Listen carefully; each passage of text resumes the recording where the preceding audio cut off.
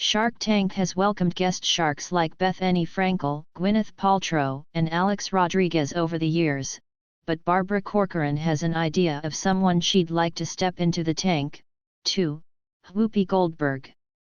"I've been pushing for her," Corcoran, 74, tells People while promoting her partnership with Jefferson's Bourbon and the Marian McLain Entrepreneurial Fund. "I said, I'll give her the money. My producer said, no, you can't lend money to a shark. I said, but she'd be fabulous." After 14 seasons on Shark Tank, Corcoran admits she regrets some deals she didn't make.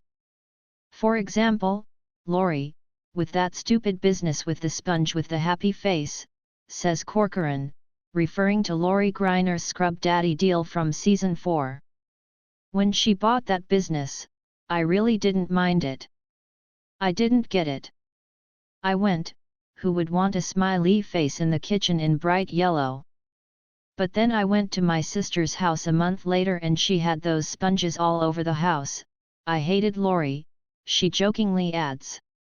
The same thing happened with Greiner's Readerist magnetic eyeglasses deal. "My uncle must have been 90 at the time, maybe even older. He called me all excited. He never calls me saying I got the craziest thing on Shark Tank," Corcoran recalls. "And it was her stupid glasses. I again hated Lori." When it comes to who she invests in, the real estate mogul says that it's about the person rather than their business. "Surprisingly, it's not the idea," she explains. "I've seen many entrepreneurs with genius ideas, but they don't know how to get to second base. I'm really looking for someone who has people talent, knows how to hustle, has ambition. You're going to have that ambition to get through the obstacles of building a business." But, Corcoran knows firsthand that not every business idea pans out. "I had a flower business in college that went bankrupt, and I tried like crazy 'cause I love flowers," the Dancing with the Stars alum says. "But now I know it's my hobby, not my business." It takes in a way more bravery to admit failure. Jefferson's founder Trey Zoeller can relate, telling People how he needed to launch side gigs to keep his bourbon business alive. "We couldn't give bourbon away in the beginning for the first 10 years, he says. "I started up other businesses, but I always kept this going because I had passion. I think you learn more from your failures than your successes." Though she's successful nowadays, it wasn't always an easy journey to the top for Corcoran.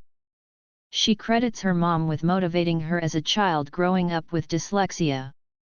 "I couldn't read or write until I was in 7th grade, she shares. "My mother told me all the time, 'You're a genius. You have a wonderful imagination. Don't worry about reading.' Most people wouldn't agree with that, but she didn't have time. She had 10 kids. The businesswoman notes how the scars of being a dumb kid motivated her. "It drove me so hard to prove I wasn't stupid," she explains. "To have a mother constantly telling you you're a genius, and she looked at me in a way with her eyes that I believed her, she gave me the power to think I was." Today, Corcoran wants to be that cheerleader for startup founders, who she believes face a tougher market than they did 5 years ago.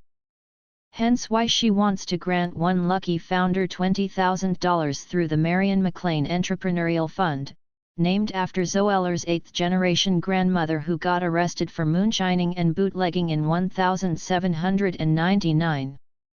The fund will also award 5 $1,000 grants. "The largest challenge is always the startup cash," Corcoran says. "We're going to give people just to give a little kick in the butt and help them with their businesses that they've just started. It's nice to have the money and get going." Shark Tank airs Fridays at 8 p.m. ET on ABC.